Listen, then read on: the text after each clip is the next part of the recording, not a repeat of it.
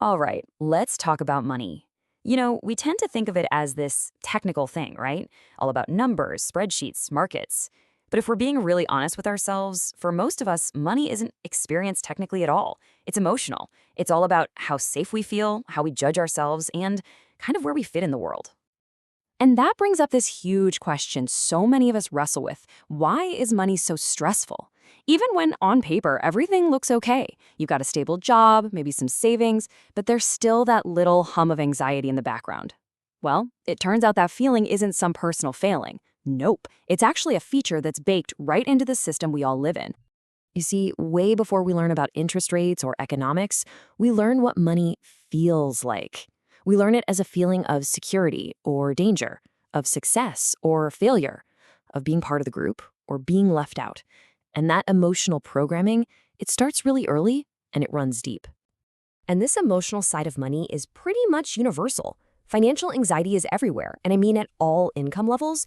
It's this quiet, constant stress that hints that maybe the problem isn't just about our individual choices, maybe it's about the very structure of money itself.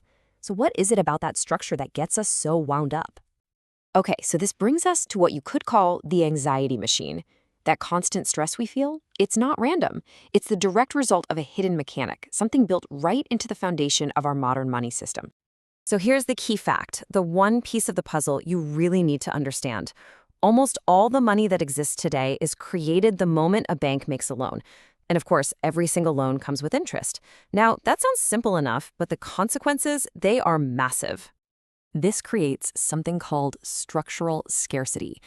Think about it for a second. The banks lend out the main amount, the principal, right?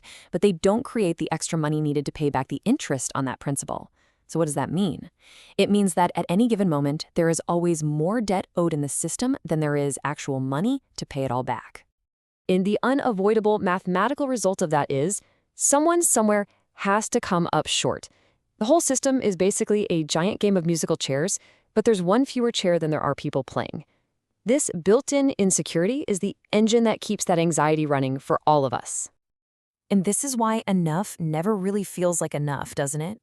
True, lasting security can never fully arrive because the game is designed to be competitive forever. The system doesn't reward just having enough. It rewards being constantly vigilant, always scrambling to get ahead just so you don't fall behind. So all this financial insecurity, it doesn't just stay in our bank accounts. It bleeds into our social lives. Money stops being just a tool we use to buy stuff and becomes this public scorecard for our lives, a marker of our success and ultimately our worth as people. And this leads to what you might call a status addiction. We get trapped in this endless loop of comparing ourselves to others. We feel this deep, gutting shame if we struggle with money.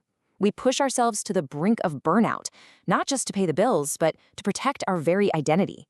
We even get scared to earn less, even if it might actually make us happier. And what this all boils down to is this right here. Money is no longer just a tool we use to navigate life. It becomes a verdict on our life, a layoff, a bad investment. It doesn't just feel like a setback anymore. It can feel like a total collapse, a final judgment on our value as a human being. Whew, okay, so if that's the problem, is there another way out of this? Well, the answer is yes. Let's take a look at a radically different system, something called mutual credit. It's an approach that completely flips the psychological rules of the game. So here's the fundamental shift. Instead of money being this scarce thing created by banks as debt, credit is created by the community members themselves, just for the purpose of trading with each other. When I do a service for you, your account goes down a bit and mine goes up. There's no big bank in the middle. And, this is the crucial part, there's no interest. Now, just look at how this changes the psychology. It's night and day. In the debt-based system we know, security comes from hoarding money because it's scarce. But in mutual credit, security comes from participating in your community. Exchange stops being a zero-sum game, this adversarial thing, and it becomes relational. And where the old system trains us in vigilance and fear, this one trains us in reciprocity and trust. This shift leads to some really profound changes in how we feel. By changing the basic rules of exchange, we can start to create a sense of enoughness and real belonging, instead of just constant, stressful competition. These new experiences literally begin to retrain our nervous systems. In a system like this, asking for help isn't a sign that you failed. It's just a normal part of the community flow. Giving isn't about having power over someone. And maybe most importantly, trust is actually rewarded. It's not seen as a weakness to be exploited. What's really wild is that when money stops being this tool to constantly rank and compare everyone, our very sense of self can start to change. Our identity no longer has to be so wrapped up in our salary or our job title.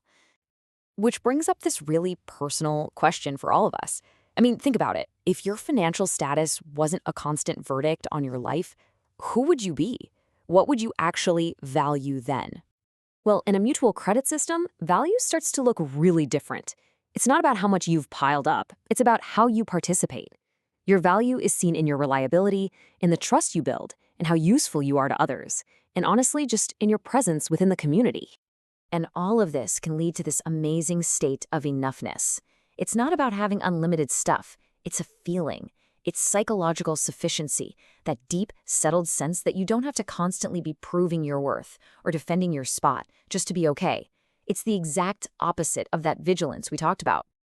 When you step back and look at the big picture, it all comes down to this. Our economic systems are constantly training us. Every single money system shapes our behavior. It teaches us what's smart, what's safe, and what we need to do to get by. And this might be the most important takeaway of all. Debt-based money doesn't make us inherently greedy, and mutual credit doesn't magically make us generous. These systems don't change our fundamental human nature. They just change the conditions. They create an environment that encourages certain parts of our nature, like competition or cooperation, to step into the spotlight. So we end on this final thought. We've seen how a system built on debt and scarcity can train us for a life of anxiety and competition, and we've seen how a different kind of system could train us for reciprocity and trust. So the question we're left with isn't just an economic one, it's really an existential one. If our money plays such a huge role in shaping who we are, then who do we really want to become?